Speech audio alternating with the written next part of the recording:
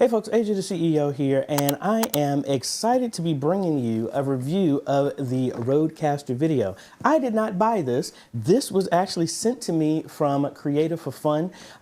Thank you so much, a supporter on YouTube and on Patreon, and then also we've done work at their church. So again, thank you so much. This video would not have been possible without Creative for Fun buying this and sending this to me. So I'm not keeping this, it's going back to them, but I'm gonna take a moment to check this out. So Rode is well known for their mics. I'm actually using one of their mics right now. My sound system that's recording this is a Rodecaster Pro 2.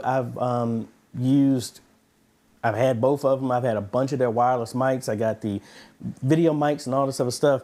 But this is, to my knowledge, the first time they've delved into the video. This has a bunch of stuff involved in it, and just let you know from the top, this thing is around $1,200. Kind of pricey, but hey, y'all asked, so let's go ahead and check it out and let's see what's inside. Alrighty. I want to make sure I keep everything pristine, because again, like I said, this is going right back to Creative for Fun. Alrighty.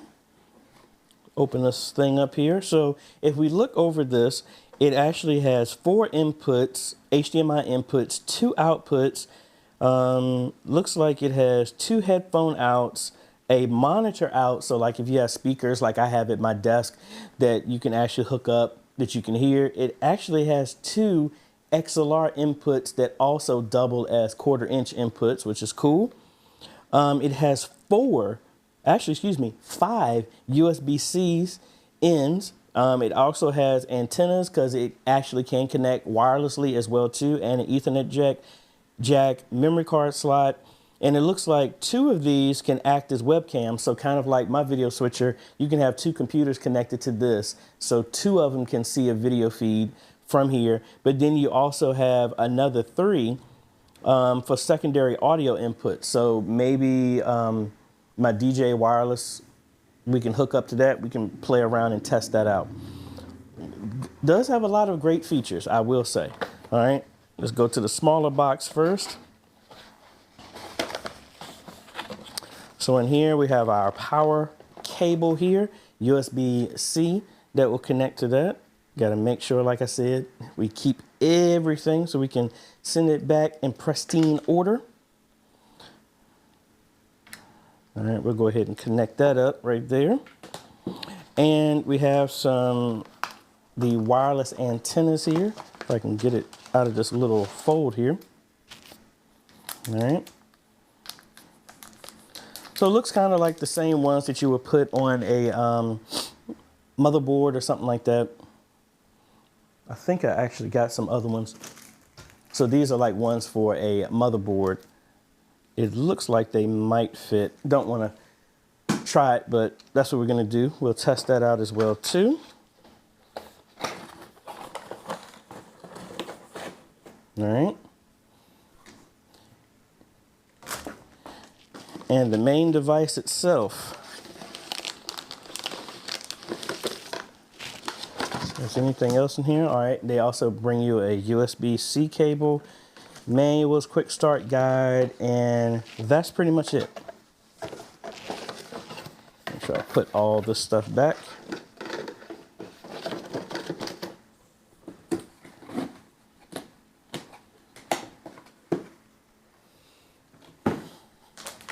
All right, so let's look at this thing.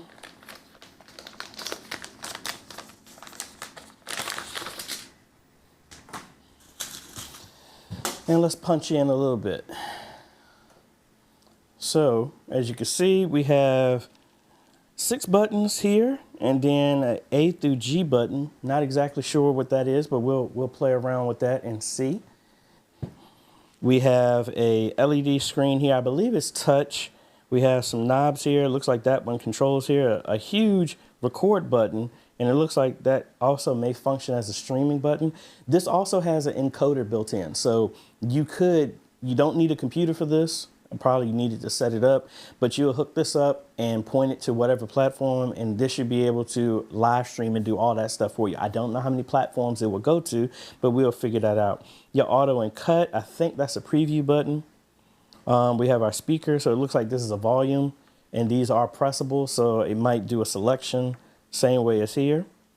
Like I said, if we look here at the back, we have power that goes here. Those are the nubs for the wireless. Let me set those aside. We'll connect these up.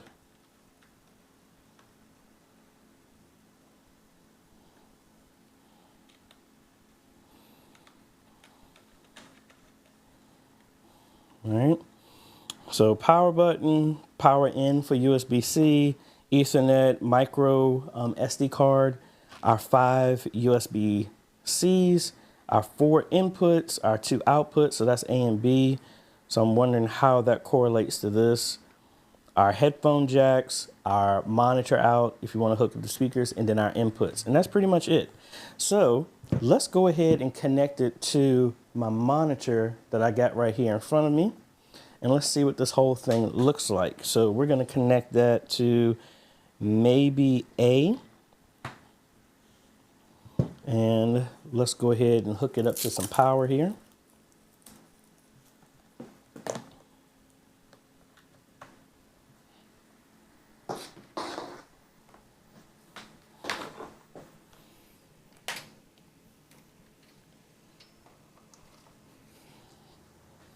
All right, we got it with some power. I am going to grab my Sony camera here, and I need a HDMI cable so we can hook this up. We'll hook this up to number 1, and let's hook it up to the internet as well. All right, I think we got everything. So let's go ahead and power this bad boy up. And sorry, the cables are all in the way of the screen. Very nice. We got our screen here. I'm gonna turn this camera on. Video production evolved. Interesting. So this camera is on. All right. And there is our multi-view. Let me pull this down just a little bit. Well, I'm kind of limited because my Ethernet can only go but so far. So there's our multi-view, and it looks like it only detects what's connected. All right. So let's look at the multi-view here. Let me see if I can slide this out of the way so we can get a better shot of this. So from here, it looks like we have some combo audio controls, Bluetooth, USB 1, 2, 3, our storage, pulling the date. That's obviously not the right date. Fade to black. So I guess that's what the square button is. And there's some other buttons here that I really didn't even pay attention to. So we have a picture-in-picture buttons here. I need to get another camera so we can actually do some more stuff here. All right, so now we have 2 cameras here set up.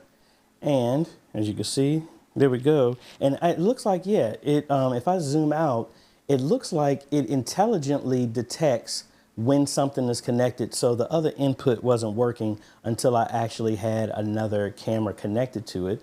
So if I switch over to that, so that will instantly switch between our inputs. But if I fade, oh, that's a setting.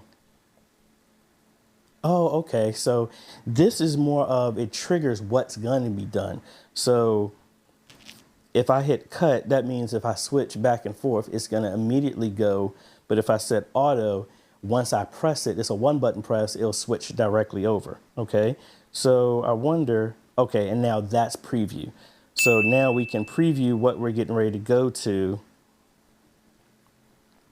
All right. So looking through this and playing around with a lot of this stuff here, if I go over here, because the screen doesn't show it that much, I'm gonna see if I can do both at the same time. So in this is actually an inspect button. I thought this was gonna be more of a program preview type of thing, but this is more for inspecting your shot, kind of the preview, but I don't think it functions that way, but if I am wrong, we'll correct that. So from here, We can inspect, so we tap what we want to look at, tap a button to inspect. So obviously none of these work, only the ones that are lit up. So if I hit the fade to black one, see now it changes, saying we can now have other functions, configurations for each button. So right now I can tap this to turn off the fade to black. So that's not an option. We can turn that back on. We can go back to home. Here, if we go back to inspect and we go to camera number 2, see now it's saying, it's bringing in, right now it's registered because this has been off. So it's saying that my input resolution is 1920 by 1080p at 24 frames a second. We can come here to the audio down here, and let me punch in so hopefully y'all can see a little bit better on what I'm doing here.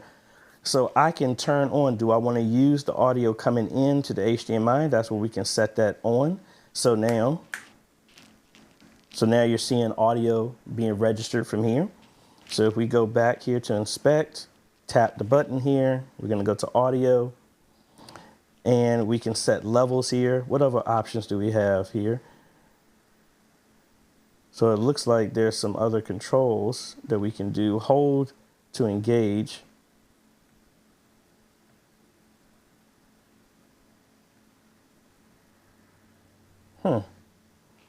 Interesting. So let's back out of here. We can go back to our settings. We can set our levels. We can link it. We can change our dB, and we can increase that input that's coming there if we need to. So, all right. So now I'm here on the knob, so I can go through and cycle through everything. So we're on HDMI number 1, and it looks like, let's just go through all the settings here. So we're stuck on HDMI 1. It's not jumping over to 1 yet, so I don't know. So we're there. Those are our, oh, I didn't pull off the screen off here. I don't want to get too comfortable with it. So how do we turn it back off? I want to turn audio off for that input. Go here, our settings, we can unlink, so we can split it to left and right if you wanted to do it like that. What other options do we have here? I don't know, I'm gonna have to come back to that.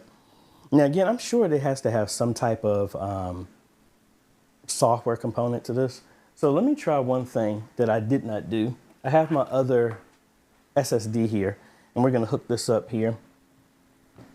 And let's hook it up to number 3.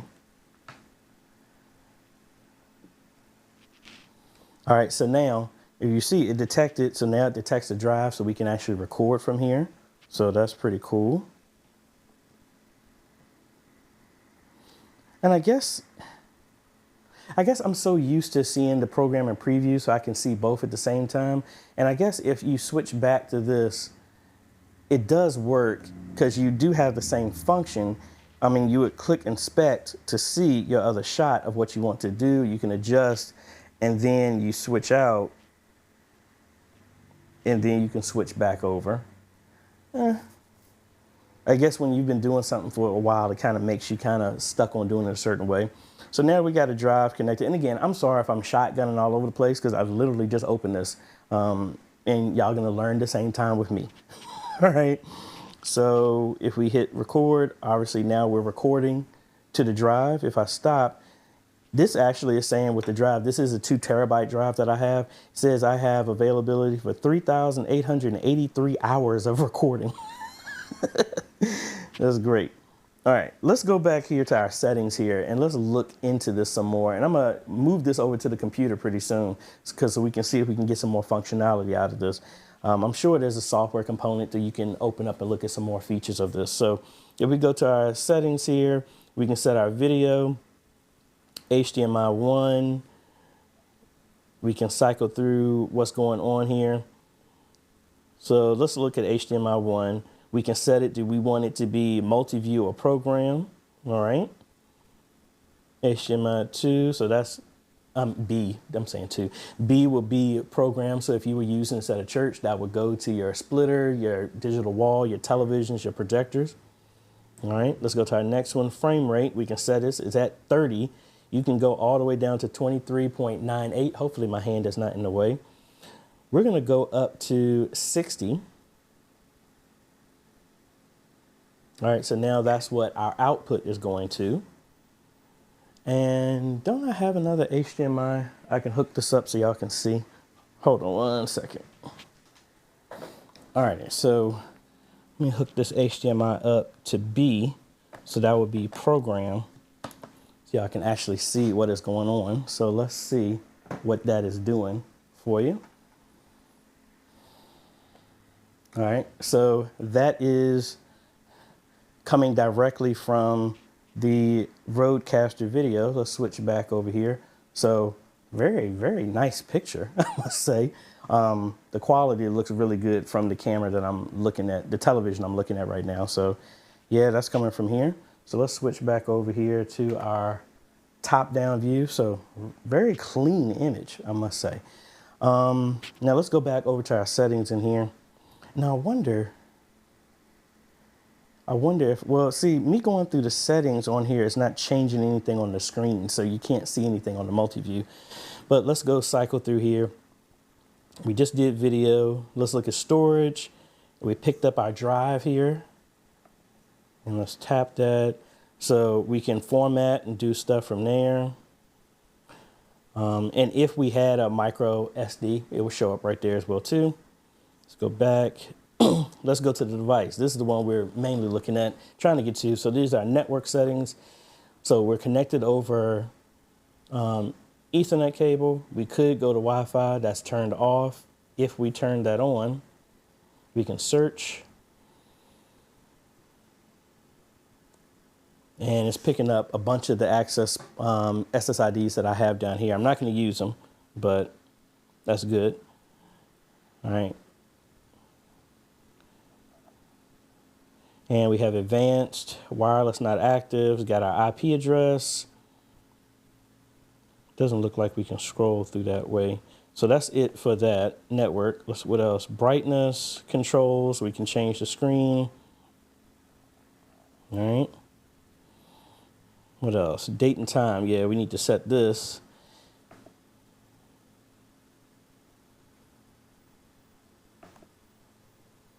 It makes it hard to read that.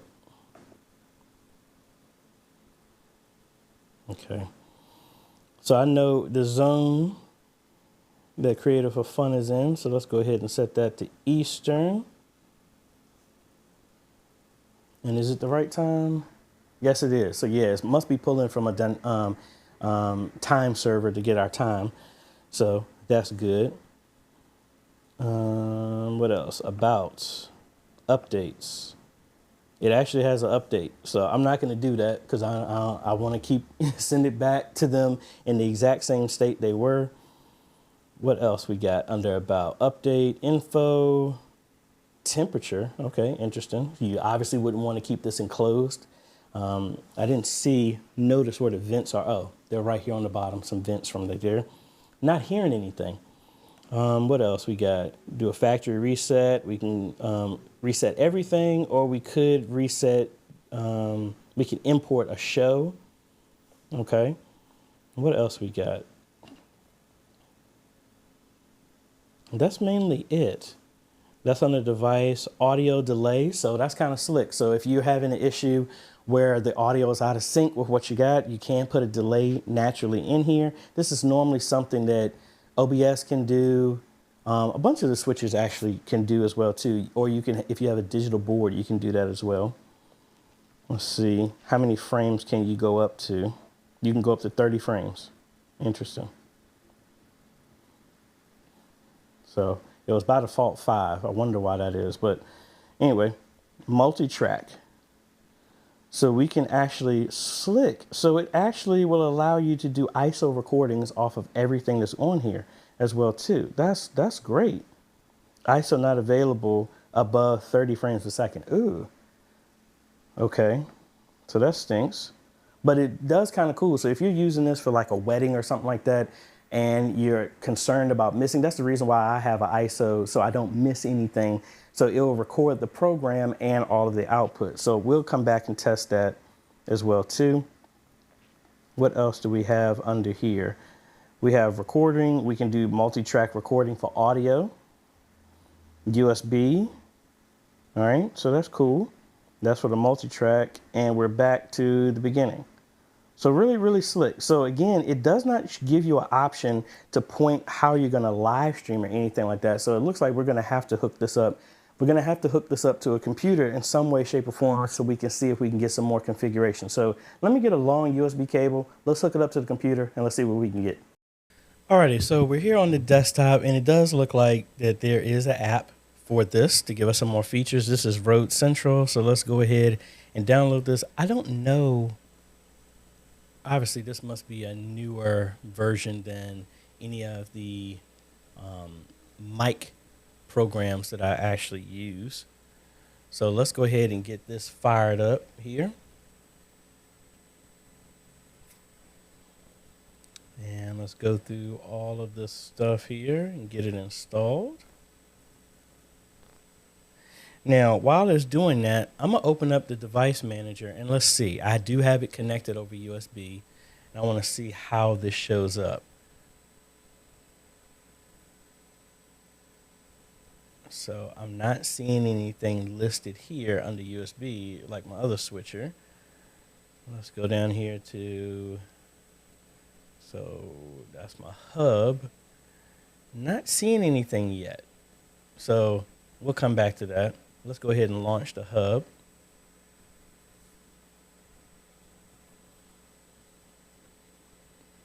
And it looks like this is the same program that I was using for the Rodecaster. So I actually already had it. So it is saying I need to do a firmware update. I kind of want to stay away from doing that. You may connect additional device. It looks like it's forcing me to actually do an update. So Creator for Fun, my apologies. It's like I can't do anything else until we update it. So let's go ahead and fire this off. So we'll be back once all of this is all done, and we'll see what we can do with the app. Alrighty, so everything is updated. Now let's look at what we can do with this thing.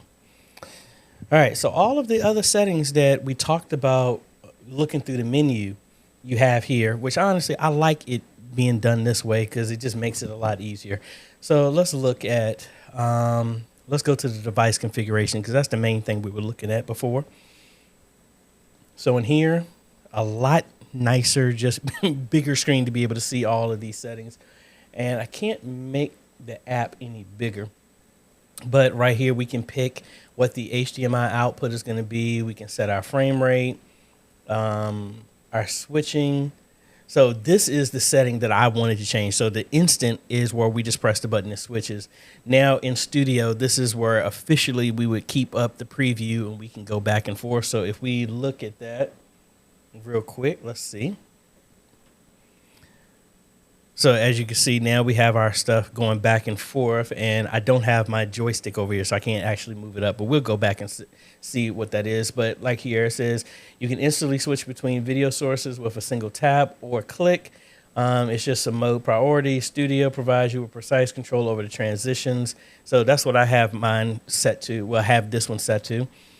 Then if we go to recording, that's the ISO. By default, the final mixed output from your program feed is recorded. So again, we can't switch to that because of the frame rate that we're using. We're using 60. If we set it at 30, it would be working. I would also assume that this does have a scaler built into it. I might hook up my Pocket Cinema camera 4K and see about that. But let's go to our next setting while we talk, just thinking about other stuff as I look at this. Audio, so we can set the type of headphones that we want to use. I do have the Nth 100s that I would use. That's actually upstairs. I'll probably bring that down here to play around with that. If we're looking at our monitor settings, would enable monitor output level will be set to line level and cannot be adjusted. Okay, so that would be like if it was going into another mixer, I guess, but we don't really need to do that since it has a mixer built in. Multi-track, that's what we talked about before. From recording, multi-track for recording is disabled. Processing and fader positions will be excluded from the multi-track. All processing and faders will be included. So you could do this and it will just record the complete raw audio, and you can always edit it later, and it record every single track that's coming in, which is always good. USB, you have the same option. And live mix. So I guess the HDMI out, we can include the audio with it. Because I think other switches by default keep the audio going on there, so you can turn it off if you don't want it to go out. Display, there's our brightness, and then settings. That's when we were going back through our Wi-Fi, our date settings, and all this other stuff. Bluetooth. So again, like the my Rodecaster that I use, I connect when I use my wireless. When I was like over there, when I use this, I connect this because it's Rode 2, and we can actually connect this wirelessly to there, and you can connect other things to Bluetooth, like.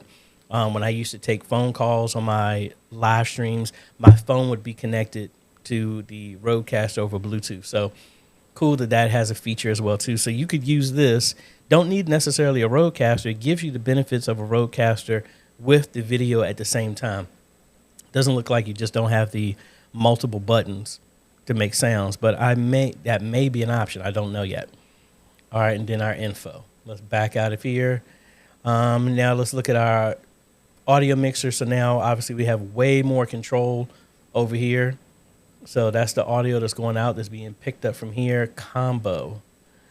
So those are the mic inputs right there. So it looks like we can probably do that. It has video clips.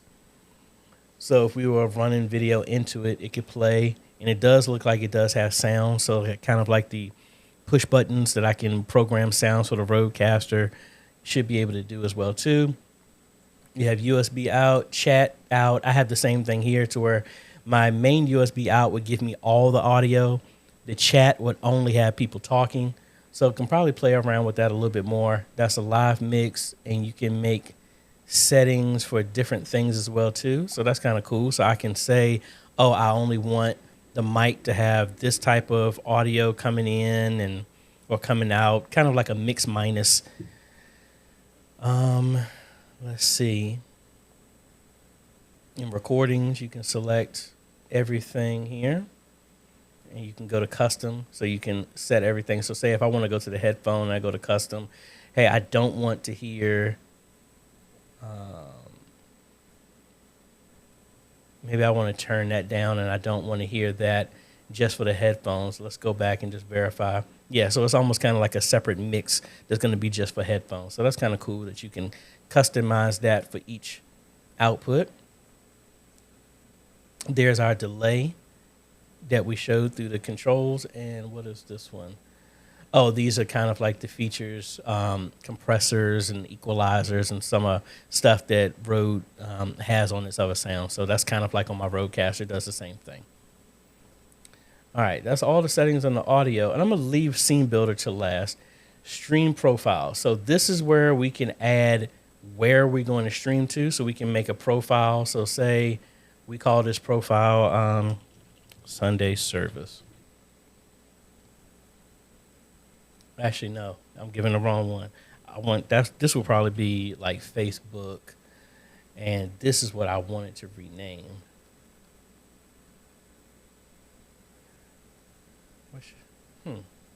Well, let me change that. It says that. Let me actually do this again. Facebook. Well, let me do Vimeo because I have access to that, and I can change that code here. Let's go ahead and add this information here. So it looks like here it doesn't have your server stuff built in. You're going to have to add all of that stuff. Not a problem. All the platforms give you both. Twitch kind of hides it a little bit, but it's easy to get. So I'm going to add my Vimeo one here, and then my key will be blurred out here. And save that. And so now we've added that to our profile. All right. Now, if we go to our streaming settings, this is where we can change our quality. We just have high, medium, low. Okay. So I'll just set that at high for right now. And that's pretty much it. I don't know if this is going to actually allow you to do multiple platforms at the same time. So let me set up another Vimeo stream. And I will just use this one as well. So this would be Vimeo 2.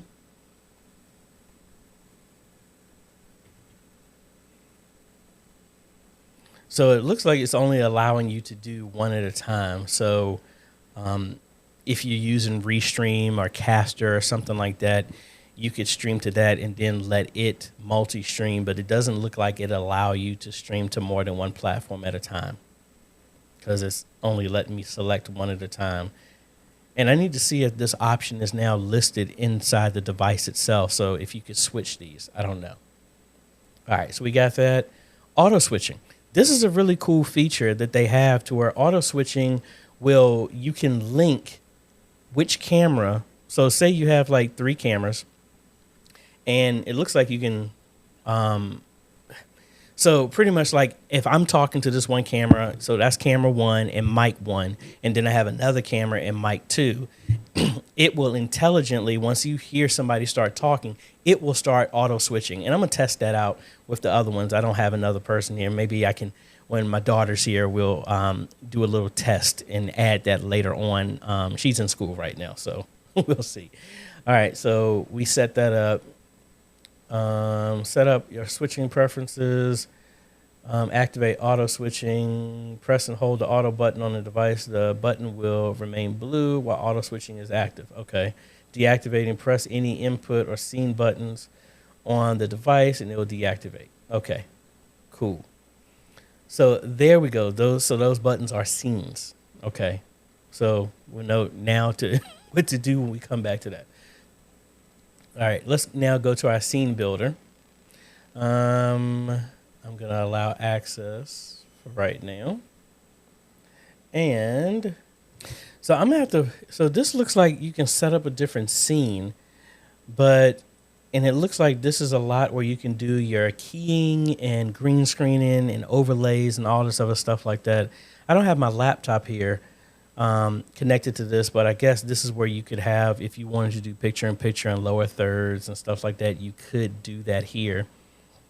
Man, I'm gonna have to break out a whole lot more stuff to thoroughly test this. I think I'm gonna just keep the rest of this of just doing a quick overview of this, and I don't want to hold this device too long since a subscriber sent it to me. I want to get it back to them in a timely fashion. But instead of me just winging this whole thing, I'm going to leave it up to y'all to let me know whatever stuff you want me to test out. And I want to kind of get this sent back off to Creator for Fun by Monday. So we'll have a couple of days just to play with it and then send it back. But that's what it looks like this is. We can play with these other things. So I'm going to need to get some more space so I can play around with everything. All right. So how do we get back to our main screen? All right, there we go. So that's the scene builder that we got to play around with. That is interesting. All right. So now that we got this all done, let's go ahead and switch back. Let me turn my wireless back on. And now let's switch back over and let's see about testing the live streaming. And we didn't even connect any audio. I do have another pod mic that's right under my desk. So we'll hook that up to get some audio to that thing. And let's see what we can do if I can get my mic to actually turn on. So let's go back over here and let's see if we can do a test live stream with this thing. Alrighty, so we got everything set up based off of what we went through the app. So if we go back to our overhead here so we can see, and let's zoom out here. So we got everything in place. We got our, where we can actually have our program and preview shown at the same time, and we can just auto and switch in between the two. So I can go back here to auto and fade back and forth in between these. We're definitely going to need to have some more stuff connected. I'll do that in our follow-up test of some other stuff. But I want to see what we can do now with our live streaming. So let me punch in so you can actually see this a little bit better. Let me show you the same thing we just did here. So if I go back to home, I have to tap the screen and then that's what defaults to going live. So that's our profile. If we tap on profile, that's where we can set the profiles that we set. So I'll go to Vimeo number 2, and then we tap go live. I wish that would work with this button. So that only goes to the live, for recording. I wish it was a dedicated button for live streaming, but oh well. So now let's go ahead and test this, and let's switch back to this camera here that I'm pointing at on the floor, on my desk. So now we're gonna start live streaming. So we are streaming now. If we zoom out, you can see that our live streaming is there, and the screen is set up behind me. So from here, there we go. So we are live streaming right now. Wave in front of this thing. Let's hold this up here. And there we go. So there's the video. If I can get out the way so y'all can see. So that is live. So what I'm gonna do now also is, let's come back over here, and I wanna bring in audio coming in from input number 1. So I need to come back to home. We're gonna go to settings.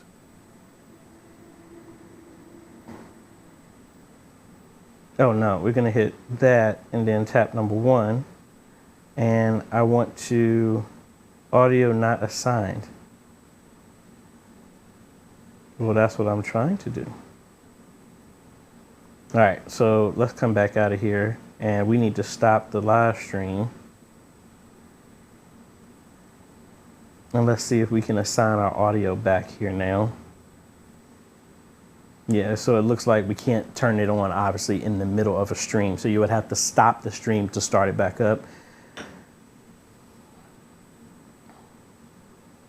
All right, so we're gonna add, it's maximum amount of channels. So we have a limited amount of channels that we can add audio. That's interesting. So you couldn't turn all of these on if you wanted to.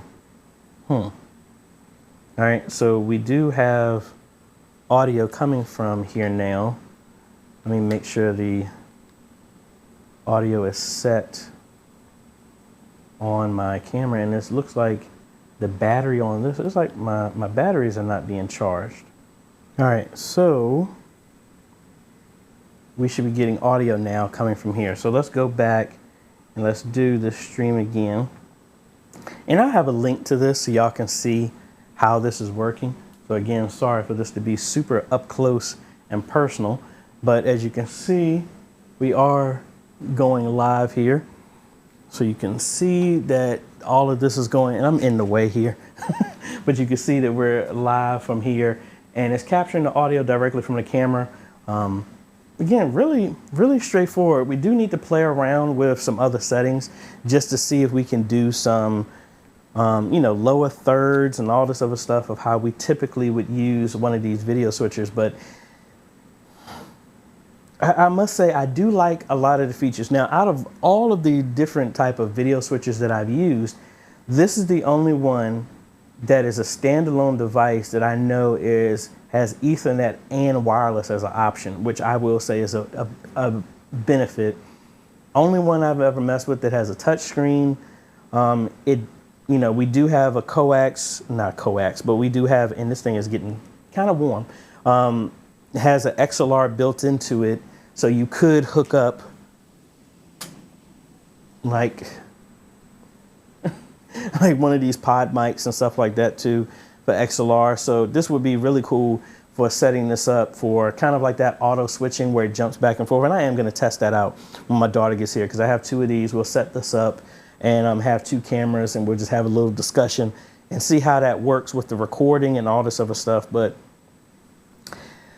a lot of people ask me to review this, and I must say, for $1,200, what's the advantage that you're getting this? You're getting the auto switching, you're getting 3 more USBs, you're having XLR connections, you have wireless, you're only getting 4 inputs, but then you have 2 more USBs, so you have a total of 6 inputs. I mean, I think it's cool. I really do. I'm just, 1200 is just a bit much, I think, at least for me, in comparison. Again, this is just my personal opinion. That's why I haven't bought something like this.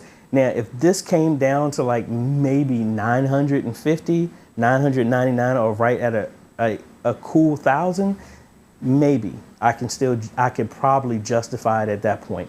Now, just a couple of things of being limited on how many mic inputs that it will accept at the same time.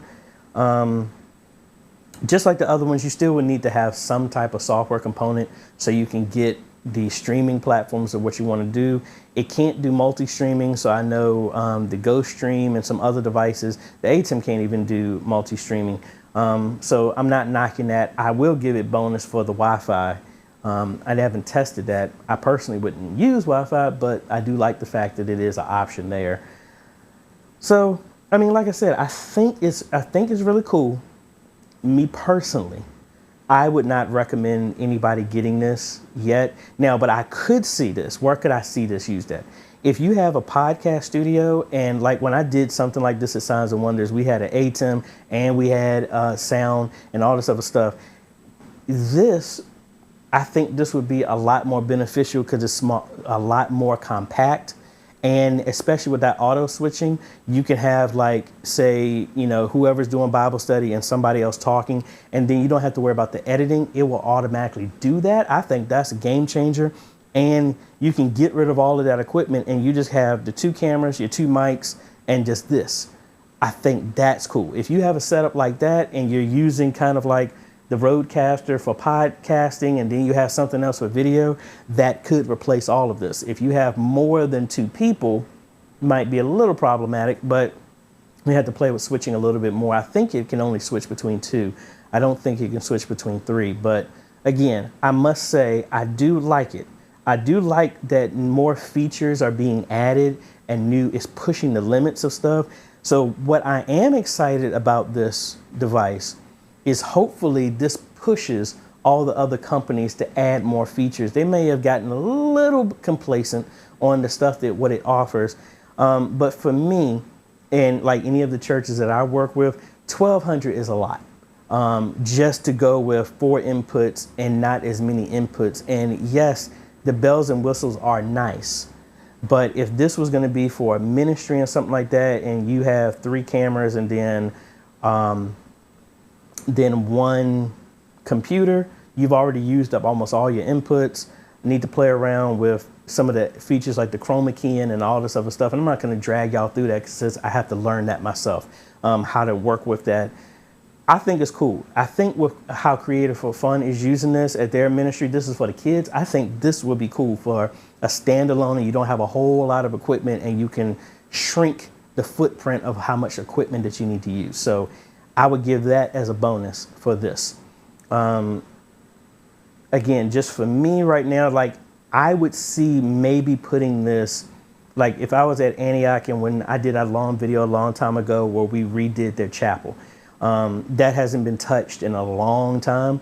I could see about putting something like this in place there, and that would simplify what needs to be done if anybody was using that to live streaming and stuff like that. So I could see that. But again, for me, $1,200 is a bit much. That's just me. Think it's great. Think it's cool. I just right now, I'm not spending that much on this. But anyway, let me know what you think. And more importantly, let me know what other things you want me to test out with this while I got it. And that way I can document that stuff for you, test it out, see what it can and can't do. And then I can get this back in the hands of its rightful owner. But again, thank you so much. More again, Creative for Fun, thank you so much for sending this to me so I can play around with it and I didn't have to spend my money on buying one of these. But hopefully the stuff I do document will help you and the kids in the ministry and what y'all are using for this. And hopefully this opens y'all's eyes up to, you know, they ain't send this to me. I ain't spend my money on it. So I want to be unbiased and just let you know, out of all the churches I will work with, who could I see this for? But again, let me know what you want me to test out with it. We'll try and do some other stuff. We're setting up the scripture and lyrics and all this other stuff in a follow-up video. But let me know what direction y'all want me to go with this. And again, I know I said it, but I really do mean it. Creative for Fun, thank you so much for sending this to me. I really, really, really appreciate it. And I can't do this stuff without y'all and great supporters and like y'all. So if you like this type of content, appreciate a like, consider subscribing, hit that bell. That way you get notified when we come out with other videos to help modernize your media ministry. And if you are interested in getting one, I will have a link down below. It looks like this is being sold directly from B&H Photo, so it's not on Amazon. So I'll give you a link to that if you want. It's not an affiliate code. It's just a link just to get you directly there if you're interested. So I think that's about it, folks. Thanks for watching. This is AJ, and we'll catch you on the next video. Later.